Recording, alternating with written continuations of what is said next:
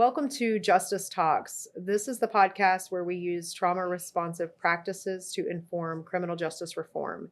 My name is Dr. Lori Hall, and today I'm joined by two guests. If y'all want to introduce yourselves. I am Cletus Bilali. I'm a PhD student here in the Department of Criminology at USF, and I'm also a psychotherapist. So I work with patients diagnosed with HIV who have experienced trauma, abuse, exploitation. And I've previously, I've had some experience with working with survivors of human trafficking, domestic violence, child abuse. A lot of the work that I do clinically informs my research. And I'm Evelyn Harris. I'm a criminology student. Awesome. So thank y'all for joining me. Today, our topic is trauma's impact on brain, body, and behavior. So really looking at, trauma happened. Now what, right? And how does it leave a lasting impact on individuals on a neurological level, a psychological level? How does it affect our physiology? And then how does that kind of translate to the behaviors that we see? Like the actual things that people are doing that we maybe don't necessarily understand, or we kind of deviantize, or we criminalize even these things that are occurring that we have difficulties kind of connecting back to trauma. So when we're talking about trauma and the way that it impacts individuals on a neurological level, I know that a lot of the work that I think it was Norman Deutsch did on in his book, The Brain That Changes Itself, he talks a lot about the way that our brains are kind of plastic in the sense that it can change, right? And it changes. And we're not talking about the actual makeup of the brain in terms of like, oh, well, the brain is shaped like this and now it's shaped a different way. No, we're talking about the neural pathways, right? So we're talking about the way that the brain goes about communicating with itself and the other parts of our body, right? And how it goes about regulating itself. And so when we look at the way that trauma influences the neural pathways, right? It can quite literally change these neural pathways, right? And in Deutsch's work, he talks about brain mapping.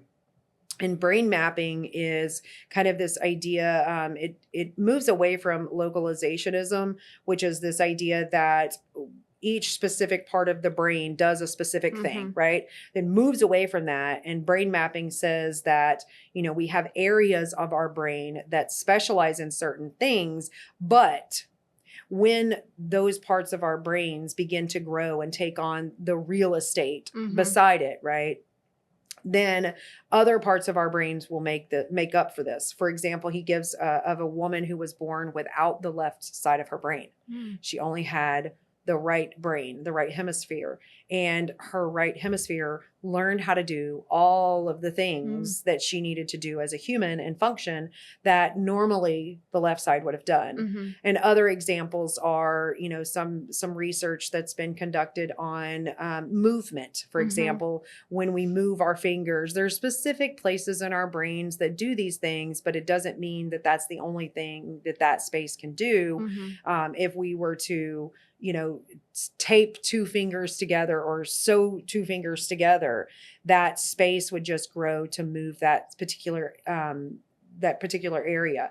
And so when we have traumatic experiences, certain areas of our brain will either kind of minimize its use, right? Or there will be heightened use. So it'll start to take over other areas. And so we see things like individuals that are hypervigilant, right? So hypervigilant is just this constant awareness and this on edge and being aware of everything that's going on. And that stems from, the fight, flight, fright responses. So on a neurological level, what we're talking about is the way that trauma imprints on our brain to change the way that it communicates with itself and the way that it specializes in certain things. It can grow certain aspects and minimize other aspects. And then when we look at the way that trauma works physiologically, right?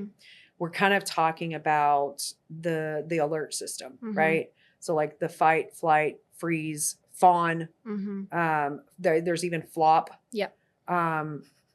you want to talk a little bit about the fight, flight, freeze, fawn, flaw?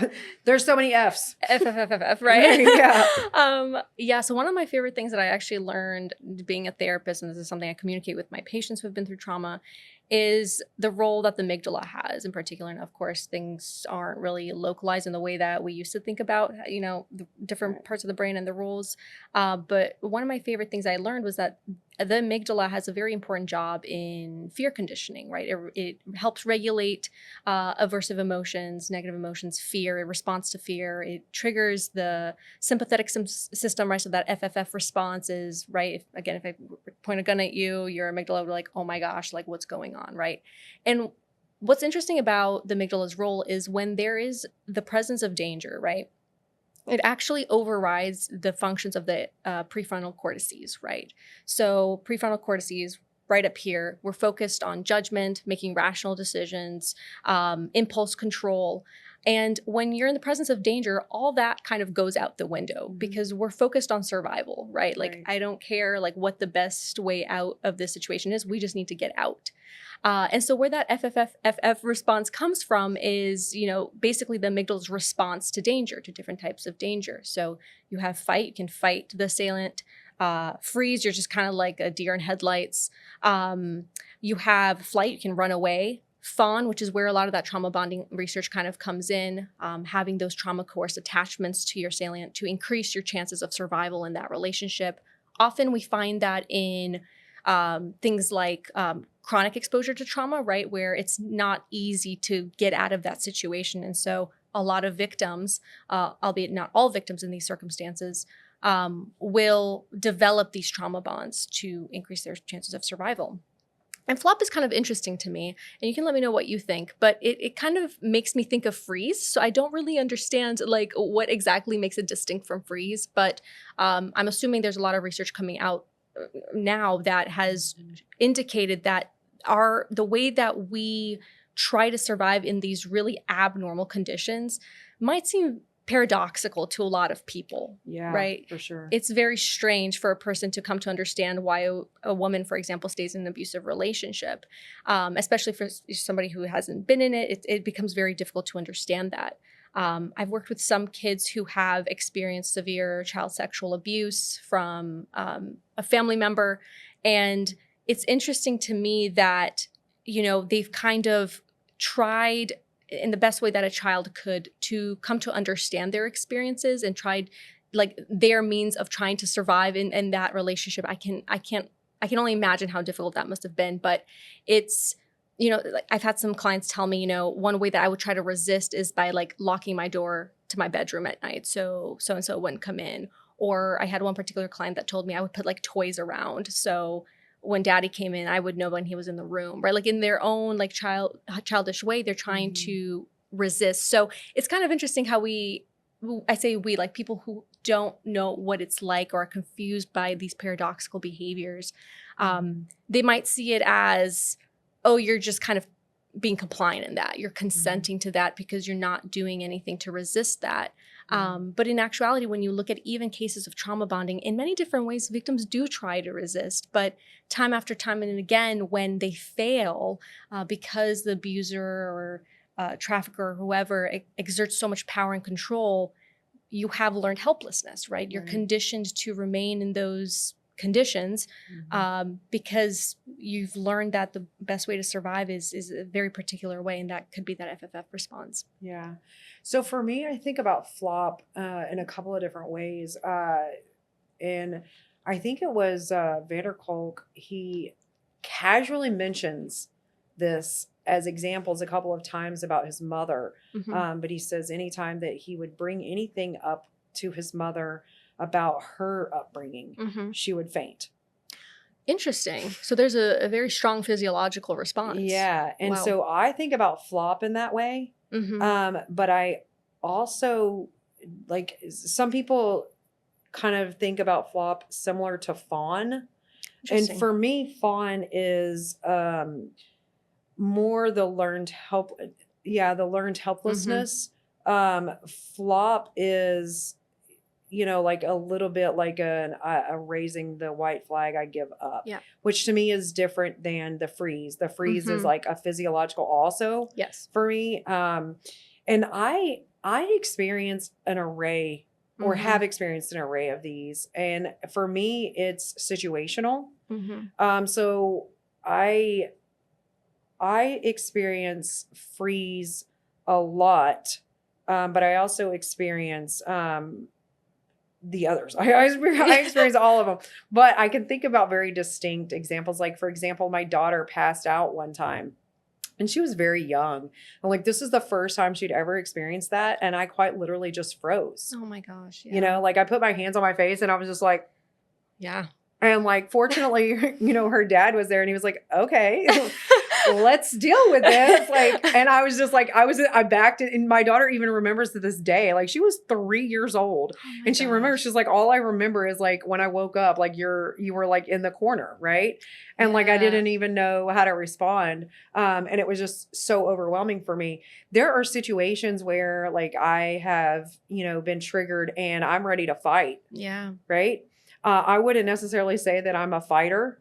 Most of the time I'm running away. Yeah. Like I am deuces. Like I will not see you later. Like Yeah. bye, I'm done. And like that's a common thing. But I also can reflect back on childhood where I have, used fawn. I've also used flop, like but these are not like, I think that people think that we choose these. Yeah. Like, I could choose how I react in the situation. yeah, like, like I don't, like Yeah. this is real, quite literally some like very deep neurological process where your brain is analyzing and assessing that situation in real time so quickly that they know like this is, or it's like a trial and error. Like your brain chose one time. Now here we are in this situation again, and that didn't work. So let's use a different one. But it also varies across people. I think like, like I hear so often people like, oh, if that was me, I would have. No, No, you can't control those automatic responses. Yeah, like this is quite literally like this is an automatic thing. Like we don't have control over that. But another thing, like as you're mentioning, like the prefrontal cortex, this is like our executive functioning, right? This is where we're able to make decisions and rational logic and things like that are going on, right? The amygdala has more control with like emotion processing, in my opinion. But another thing that actually shuts down is like the language processing center. Interesting. Right. And so this is one of the reasons I think that individuals who've gone through very, very traumatic things, and I don't like to quantify, but I just, the severity of these things, they really struggle with actually like putting words to. Yes. Right. To say, this is what happened, or this is what what I experienced or whatever. And there's also a lot of research that says that when we recall in different ways. Yes. Some people are very focused on the emotion aspect of that. They can tell you how they felt through that. And then there are people that are focused on the detail parts of it where, oh, I know that it was this time and we did it was this time, or this location, whatever, or he was wearing this. Yep. Right. There are people that also can tell you, well, I smelled this. Right. And there's so much variation in the way that we remember these things. And I find that to be interesting too, because that also goes into triggers too. Yeah. Right. I can be triggered by a smell. Right. I can be triggered by a word, by an image, right? And it varies, right? And I think that it also speaks to those experiences. Like, how did I, like articulate that experience? Was I able to say, like, all I can remember is how I felt, or all I can remember are the facts, and that to me is interesting too. Cause like when we talk to victims, right, a lot of people have a lot to say about their recall. Yeah. Right. And it's like, what do you mean you don't know what happened? Or what do you mean? Mhm. Like, oh, well, that doesn't make sense. Like you said this and now you're saying that. And it's all about like part of that language processing, the memory processing part of our brain that we just are not really well skilled in understanding yet, Right. especially when we talk about the criminal justice system. Mm-hmm. Like we're not training individuals in that content Yep. to where they can understand why a victim might not remember Mm-hmm. something. Do you think that's used? And I know this is a little off topic with like what we're speaking about, but do you think officers use that as a way to like weaponize their interrogation tactics? Oh, absolutely. Because I was just thinking about the Interesting. fact of like they can pinpoint like what they said doesn't match up with like Mhm. what they think happened, and then they're just kind Right. of holding on that, and then that's Yeah. where all that other Consistency in stuff, statements. yeah, Yeah. happens. But we do that in the public too, Yeah. right? Even like with what our expectation is Mhm. of your response, right? Mhm. So like I think about like the woman whose husband was murdered, right? And they're like Mhm. interviewing her on TV and she has like a flat affect, right? Mhm. And she's like, like, yeah, he was murdered and whatever. And they're like, oh my gosh, she did it. Yeah. She did it. Mhm. Right. And I'm thinking like, one, like if she was hysterical, Mhm. right? Oh, she's faking. She did it. Right. Like there's regardless nothing. of how you react, people are going to judge those responses. Yeah, like, but we have this expectation that you're Mhm. supposed to react this way, and well, we'll let you know if that's the appropriate way in Mhm. this situation, Yep. right? Mhm. And like, I can think of countless situations that I've been in throughout my life, and like the affect that I have, right? Mhm. To me, it's like, why why was I like that? Mhm. Like I don't, it doesn't make sense to me even. Mhm. But in those moments, like you're like trying to deal with Mhm. everything that's going on. And I find it strange that we like have these expectations, like you're supposed to respond in this way. Like if, like you're the victim of rape. Well, why didn't you fight them off? First of all, like, how do you know that they didn't? Like, were you there? Right. The assumptions that we kind of have when people experience really abnormal circumstances, like really strange things like rape and assault and all these really weird things. I think what baffles me too is that there are people out there that claim to be experts in like body language analysis. And I don't know. I haven't read into that literature, so I don't know how accurate and precise those assumptions are. But I think we have to be very careful with that, especially when you're working with victims of crime, because I kind of liken it to how people say like everybody grieves differently. Mm-hmm. Why can't we apply the same concept to people who've been through trauma? Oh, for People sure. are traumatized in very distinct ways, and there's so much heterogeneity among this group of people. Like it's hard. It's not fair to kind of assume, oh, because this happened, you should have reacted this way. Mm-hmm. And there's a reason why you didn't react this way. There's got to be an Oh, yeah. underlying nefarious reason why you didn't. Mhm. It's unfair. There's these weird expectations that we have on people. And unfortunately, what happens is a lot of my clients bring these to sessions. They're, Yeah. They internalize them. yes. And they're Yeah. like, well, they're saying that I kind of, like my mom's saying that I should have done. I'm like, why? Why? Mhm. She's not the one that went through what you went through. In a weird way, you are the expert of your experiences Yeah. because you're the one that experienced these things for years Yeah. and years and years. For sure. So your perception matters. Yeah. But it's interesting to see how many people honestly profit off of analyzing random people online and analyzing these like major cases online. And it's unfair in my opinion. Oh, But yeah. because there's so much complexity to that, there's no way that you can just watch a news clip of somebody and make so many judgments. Like therapists spent years working with their clients and they still don't fully understand the experiences that they went through. And perhaps we're not meant to understand absolutely everything.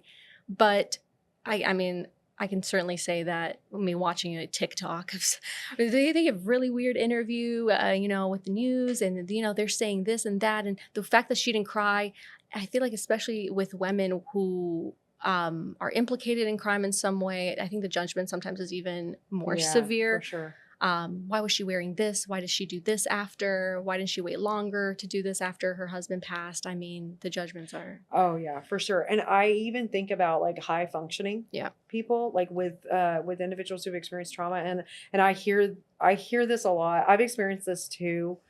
Even like within my own family, like, I have 3 siblings, and while we all have had traumatic experiences, the things that we've experienced, like they varied. Yeah. Right. And I often get people that will say to me, like, oh, you're fine. Look at, like, you got a degree and you work at a college and like you're a doctor. And like, my siblings aren't, right? They're none of those things. And they're like, like it didn't affect you. And I'm thinking, like, do you understand coping, like coping mechanisms? Because like, I try to explain to them, like, I'm just high functioning. And what that means is high masking, right? I have learned, and it's probably because of the adverse experiences that I had as a young person, right? That I not only got to learn from my individual experiences, but I also got to learn from witnessing theirs, right?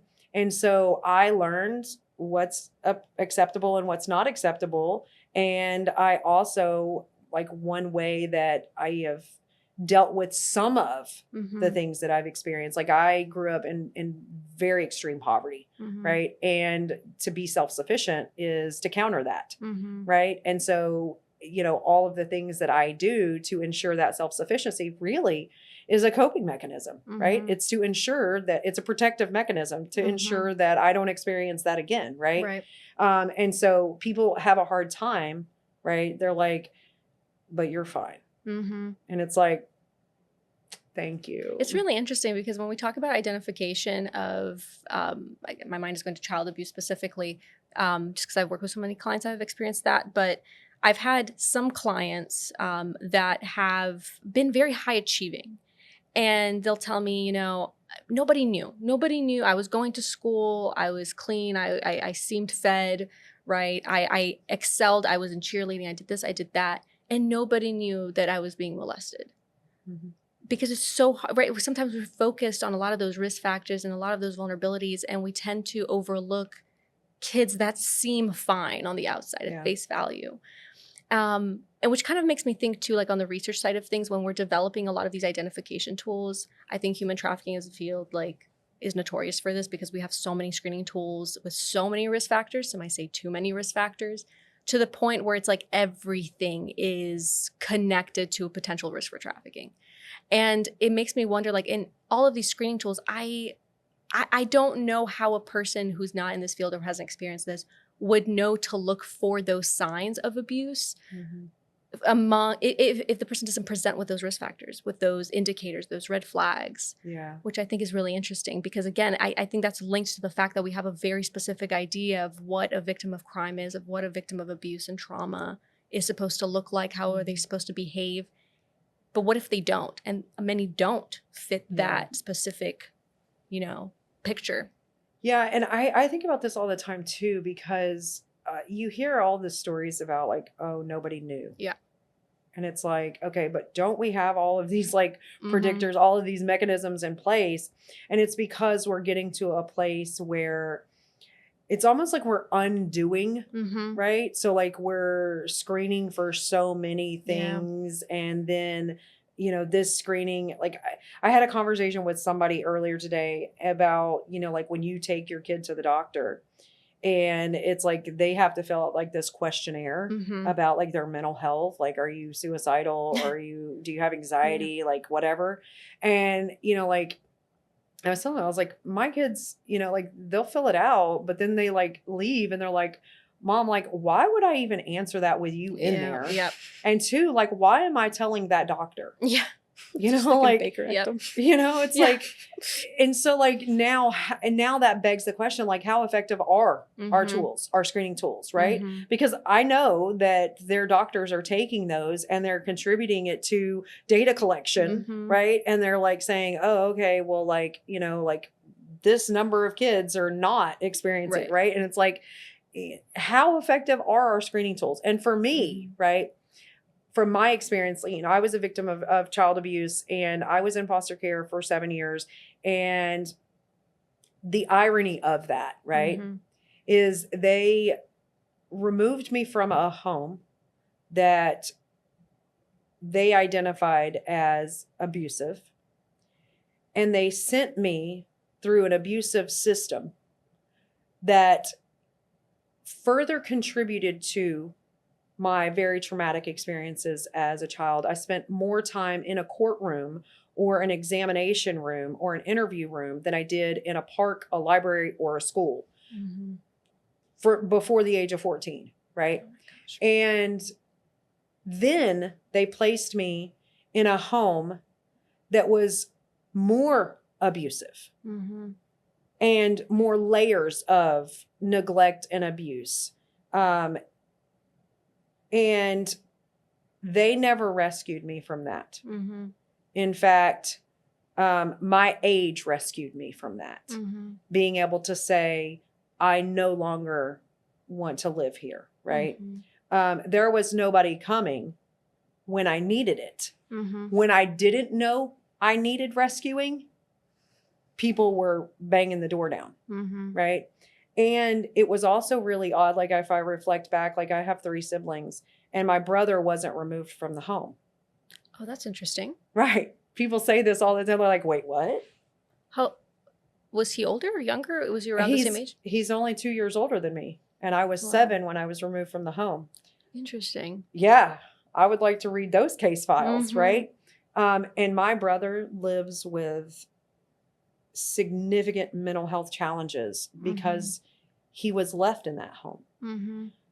But I struggle with significant mental health challenges because I was removed from that home, right? And there were no screening tools. There were nobody was doing anything, right? And for me, that's a scary system that we still have that works today.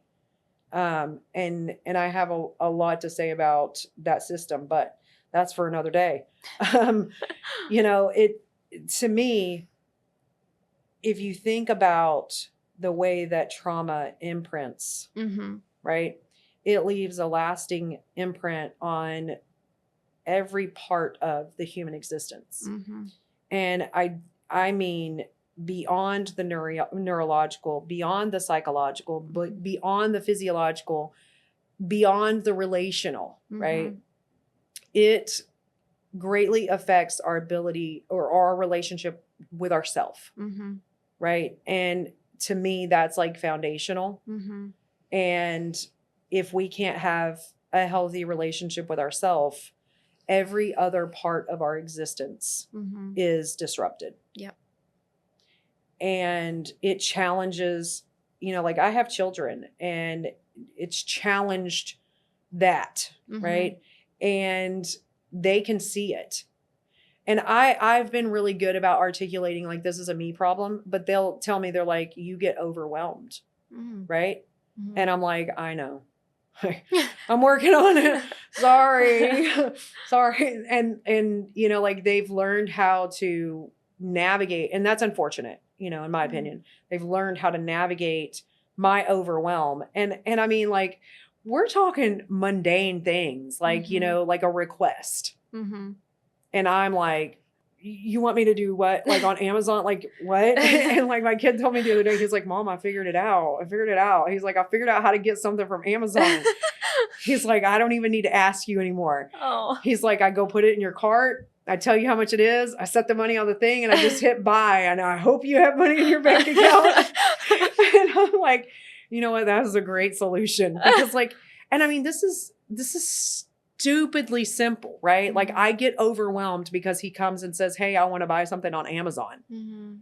Right? And like, people don't know that, like, I get overwhelmed about things. Like, I try to keep things together most of the time, but like, my kids see these things, like my daughter, she's like, I want to go, to practice on Saturday. And I'm like, Saturday. It's out of the routine. Yeah, that's the thought. That's I'm not like, the routine. but Saturday I'm not going anywhere. These are the rules, right? Oh. Like Saturday I'm not going anywhere. And like, and she's like, it'll be fine. Like you drop me off, but like that is a challenge that I deal with because of like these early childhood experiences, like being over, like my dad had to have a routine and he was very strict with like the way that he kept everything. And it spilled over for me. Like my cabinets, like they're organized by like, tomatoes are here. And as we move this way, they have less texture. So like whole tomatoes all the way to puree. A very specific way. Right? Yeah.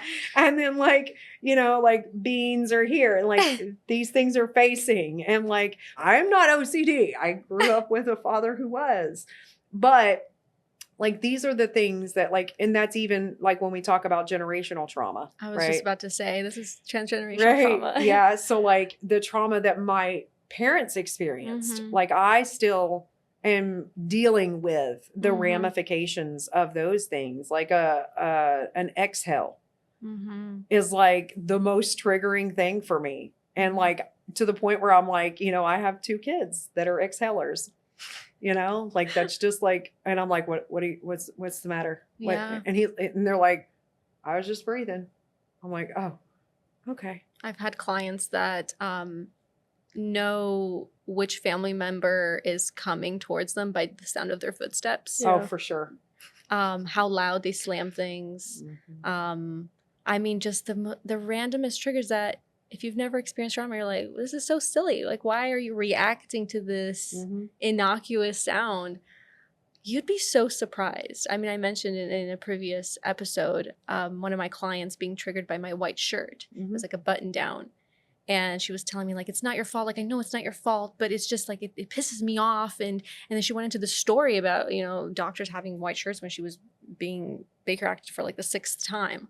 So the triggers are so fascinating to me. It almost makes me wonder, like, to what extent are some of these behaviors passed on? Like, I know you mentioned that, your dad was likely OCD, but you're not diagnosed with OCD, Right. but you still adopted some of those behaviors that are like OCD adjacent, but not necessarily OCD. Yeah, for sure. And there's even things like from my mother's trauma that like I have been able to figure out. Like, so I mentioned like one of the trauma responses that I have is flight, right? And there were certain situations that this would always come up in, and it's generally things revolving around rejection or abandonment, right? So like I just flee. Like, you're gonna reject me or abandon me. Bye. I'll see you later. See how that works out for you, right? And I had to really work out that this actually comes from my mother, and like that's something that she does. Just the second she's about to, like the climax is happening of something that's going on in her life, she escapes. Interesting. Right? She runs away from it. And I'm like, I couldn't figure out for a long time. And I was able to like somewhat kind of break that. But it was really like, just like I don't want to say learned, but handed down kind of thing. Like and so like, I stopped listening to that advice, like, just leave. Like, it's not always like, you don't just abandon a job because somebody, said, don't do that. Like, right. There's that, and so like a lot of like generational trauma, also people don't necessarily understand like where it's coming from. Like my father, he would hoard food. And like, I struggled with that. My kids would probably tell you, I still struggle with that. Yeah. But, like he did it because he grew up in extreme poverty, Mhm. right? While I grew up in extreme poverty too, it's likely that I did that as well. But I also kind of picked that up from Mhm. him. And that's something that we have a shared, or we had, he's passed away, but we had like a shared, like we loved food. Mhm. Like my mom did not care about like cooking and grocery shopping and all of that. And like we had that shared thing. And it was Mhm. just more about like that connection, Mhm. right? And that shared experience too. Mhm. But, I think that as far as like when we're talking about the way that trauma impacts our behavior, like it impacts it on so many levels. Like I can even thinking about like non-trigger situations. Right. Like I avoid things just because like of trauma, Mhm. Yeah, you the way know? you navigate the world. Yeah. is- Yeah. It's through the lens of trauma that I navigate the world. Like, and I think that most people that have experienced trauma are Mhm. doing the same things. They're navigating the world through the lens of trauma, like in this, like idea that that is going to happen again, Mhm. right? And that fear is always there, and we're constantly doing things to prevent it. Mhm. And I feel like it's really like a form of victim blaming. Mhm. For me, I think about like, I must have done something, so now let me prevent it so that. That's interesting. I almost see it as like your attempt to maintain as much control as you can. Yeah. Right. I'm almost wondering, at least based on the narratives that I've heard from my clients, they describe just not having control over what happened to them. Because when you're a kid, you're powerless, right? Like it's, to some extent, you don't have power in a lot of these relationships. But then they grow up and they have all this freedom, right? Mhm. And how they behave in other relationships, how they behave at work, at school, the goals that they have for themselves, like they try to maintain as much control of that as possible. And of course, there's people that kind of go the opposite way. They were just like, I don't know how to do anything. They just don't become self-sufficient, right? But it's interesting to me the attempt to maintain as much control as possible, right? Things have to be a certain way. The cabinet has to be a certain way. Yeah, and it's interesting that you say both maintain as much control as possible and also say freedom, because we had a conversation. You remember what I said to you, right? This has been over a year, I think. Yeah. And it was within the context of trauma. And I was like, I'm not free. Right. And I very much am always searching for freedom, because even though like I understand what you're saying about like you have freedom, right? As someone who has experienced a great deal of trauma, but when I think about a specific one, right, going back to early childhood, I'm very much a prisoner to that. And I am constantly like trying to move in the direction of freedom. And I do not feel free at all, even though like I'm not experiencing that. Yeah. Right. And so that, and I've talked about the powerlessness before. And for me, it's contextualized in the context of justice, right? To me, true justice would be healing, and healing for a victim is to get their power back. And I've never had my power given back to me, because even in those moments where I'm triggered, I feel the exact same powerlessness, right? And so I don't feel free, even though other people would think that I am. But I've also, like my family will say this. They're like, you're a control freak. I'm just controlling myself. Yeah, the control gives you your power back. Yeah. Right. And that's the thing, is like, I don't try to control other people, because I learned a long time ago, I don't have control over other people. All I have control over is myself. And so I do have these rules for myself, like whatever, but it's to control, like my safety. Yeah. And to ensure that I'm safe. But freedom is not something that I feel. Powerless is something that I feel all of the time. Almost that is the default, right? In any situation, I immediately feel powerless. And then I have to work through a process to get to where I'm like, oh, wait, no, like I do have control over this, because it involves me, right? But, like with my cabinets, right? Like, we would get in trouble Mhm. if like there was disarray. And so like that to me is like one of the best examples of saying like I don't have freedom. Mhm. Like I had a therapist once. She was like, I'm going to give you an assignment. I want you to just let the rugs get messed up. The exposure therapy. Right? She did exposure Yeah. therapy. It was phenomenal because I am super skilled, right? Yeah. I managed to complete the task. I did not fix the rugs. My children did. Right? And so like, like I can't even get to that place, Mhm. right? And I know that like therapy is supposed to help you and work you through that, Mhm. right? But I also have experienced therapists were quite literally like, but you've published and you have a PhD and like, like you're safe now. And I'm like, you do not understand that like I'm a prisoner to Mhm. that experience, Mhm. right? And I still very much feel on any given day like I'm still Mhm. trying to escape, Right. so to speak. You know what I mean? And so Mhm. like this is for me, trauma impacts you across your entire system, right? Mhm. Your brain, your physiology, your psyche, right? Mhm. The mental aspect of that. And then it translates to the things that you do, right? Mhm. To where like I couldn't even tell you normal versus abnormal. Like I don't even I could not I do what I do, right? Mhm. And like outsiders might be like, yeah, that's abnormal. But for me, like Mhm. I've been doing this for so long and like I don't know anything else. You know what I mean? Like, do you know what I Mhm. mean? Oh no, I know 100%. I the other day was doing something and someone asked me like, "Hey, why are you doing it?" I was like, "I don't know. It's just like this isn't normal." And they're like, "No." I'm like, "What do you mean no?" And they're like, "Yeah, it's not. I think we might need to talk about that." I'm like, "Oh, okay."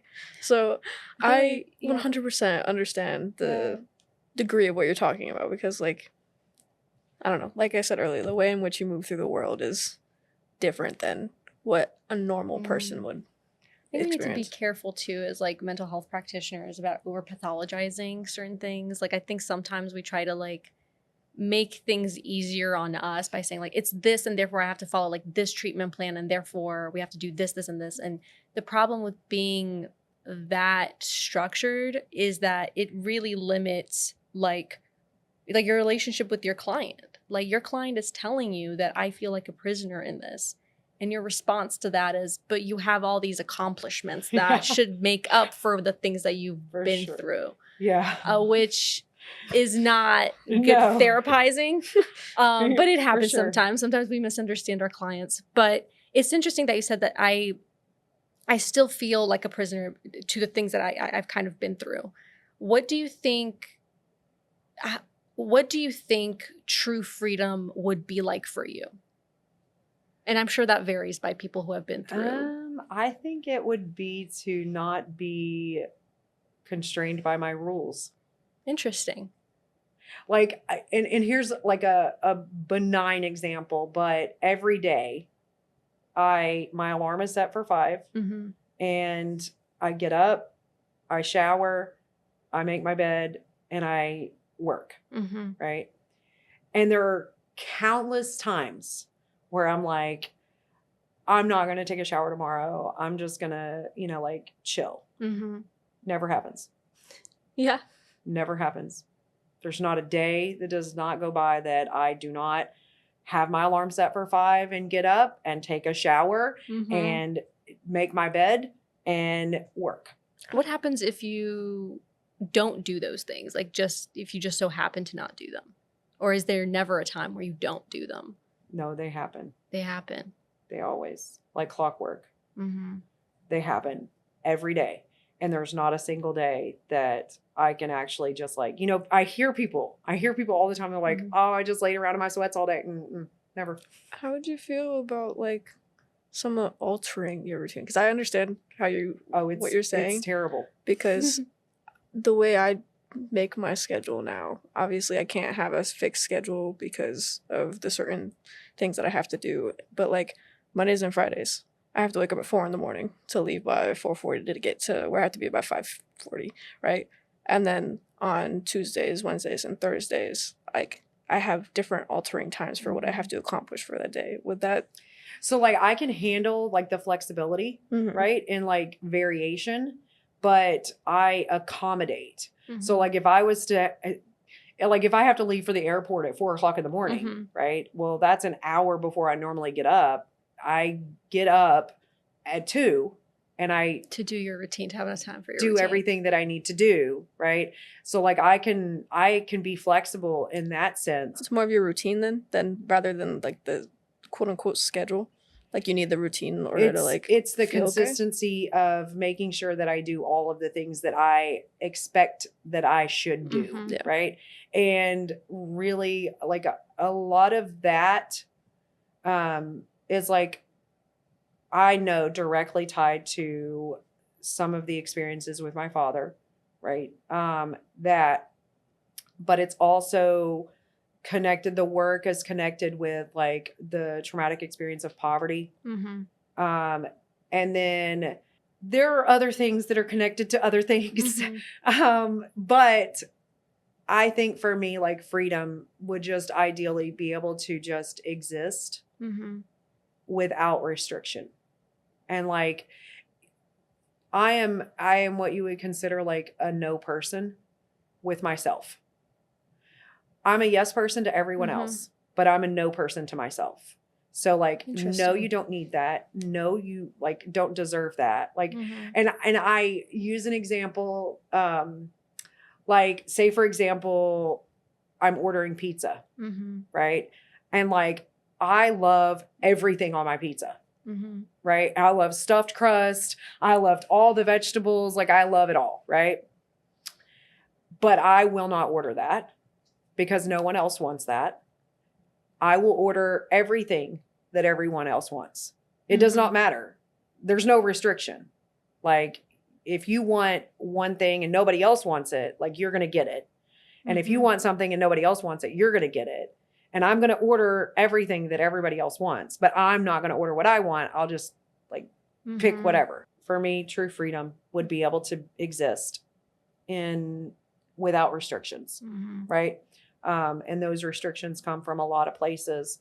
But that would be freedom. But trauma affects us long term in ways that we don't necessarily even understand sometimes. Sometimes we do, but I think a lot of times people don't understand why they're behaving the way that they're behaving, and their behavior doesn't make sense to. And so I think that the lesson is that we need to understand trauma more, right? And the way that it imprints on ourselves neurologically, physiologically, psychologically, and behaviorally. And then also we have to have more compassion and empathy for people, I think really, because we don't know why people are reacting or responding. And it's likely as a result of something that, happened to them, because our early experiences really come back in some way. So I don't know. Do y'all want to add anything? No, I think it's a really complex topic. I know that, we're still trying to figure out how everything is connected. So I think to put this expectation that people who have been through trauma, that, they should have it all figured out. It's ridiculous, right? Because not even neuroscientists understand really exactly what is going on and how it's happening. And, I'm glad we're getting to a place where we're trying to explore it more, and we're being more open and compassionate with people that have been through trauma, but it's a work in progress. It's definitely a work in progress. Yeah, along the same lines of that, I just, in my internship wise, I get to experience a lot of people that I get to read their case files as far as like what trauma they've experienced. And it's unfortunate when you have officers that understand that, but know that it's worse for them if they get put into the system or into foster care. So it's like, we need more preventative measures, but we can't do preventative measures because the other system doesn't want to work with that. So it's definitely interesting unfortunately. I think that what you pointed out is really important too, though. Like we have this knowledge, but we don't implement it. Yep. And I think that for Justice Talks, that's really the goal, is understanding how we go about implementing what we know about trauma, right, into our criminal justice system. And then taking that into other areas, because, you know, I have a whole lot to say about all the other institutions and informing them with trauma responsive practices. And I think now is a good time to point out, when we're talking about trauma, that there's a difference in being trauma informed and being trauma responsive. And a lot of the work that we're currently situated in is about trauma informed. Not a lot of the work is doing responsive care, right? And so what we mean by responsive is taking what we know and implementing it in such a way that it impacts these individuals in ways that contributes to their healing, right? Well, thank y'all for joining me. This is Justice Talks. This is the podcast where we use trauma responsive practices to inform criminal justice reform.